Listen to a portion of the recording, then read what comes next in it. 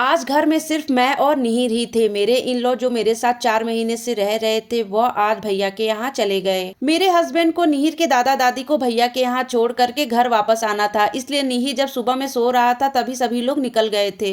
नीचे हॉल में आते ही निहिर की नजर उसके स्कूल बैग पर पड़ गई। स्कूल बैग बिना सोचे समझे टांग लिया और बोलने लगा कि मैं स्कूल जा रहा हूँ। फिर थोड़ी देर में बोलता है कि आज छुट्टी है, मैं स्कूल नहीं जाऊंगा। निहिर स्कूल बैग को फ्लोर पर फेंक दिया था। मैंने उसको बोला कि बेटा स्कूल बैग उसकी जगह पर रख दो। निहिर ने मेरी बात सुनी और स्कूल बैग को उसकी जगह पर रख दिया। दादा आ जाओ, आ जाओ भाई।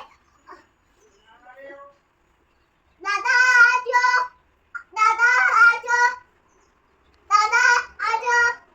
निहिर अपने बाबा दादी को बहुत ही ज्यादा मिस कर रहा था। कभी दादी को बुला रहा था तो कभी दादा को बुला रहा था और ये सब देख करके मुझे बहुत ही दुख भी हो रहा था। निहिर ने आज मैगी खाने की फरमाइश की तो मैंने उसको ब्रेकफास्ट में मैगी ही बना करके दिया। जब घर में निहिर के बाबा दादी हुआ करते थे तो निहिर सबसे बहुत सारी बातें किया करता था। आज मेरे निहिर के पास कोई बात करने के लिए नहीं था, इसलिए वह टेडी बियर से बात कर रहा था कि टेडी बियर तुमको क्या हुआ, क्यों उदास हो। मेरे यहाँ से भैया के घर जाने में कम से कम 5 घंटे तो लगते ही हैं। मेरे हस्बैंड मुझे और निहिर को अकेला नहीं छोड़ सकते थे, इसलिए 5 घंटे की ड्राइव करके 5:30 बजे तक घर वापस आ गए। मेरे हस्बैंड 10 घंटे की ड्राइव करने के बाद से बहुत ही ज्यादा थक चुके थे और उनको भूख भी बहुत तेज लगी हुई थी। मेरे हस्बैंड को गरम गरम कुछ ऐसा खाना था जिससे कि उनका पेट भर जाए और मेरे दिमाग की बत्ती जल नहीं रही थी कि घर में ऐसा कुछ क्या बना दूं।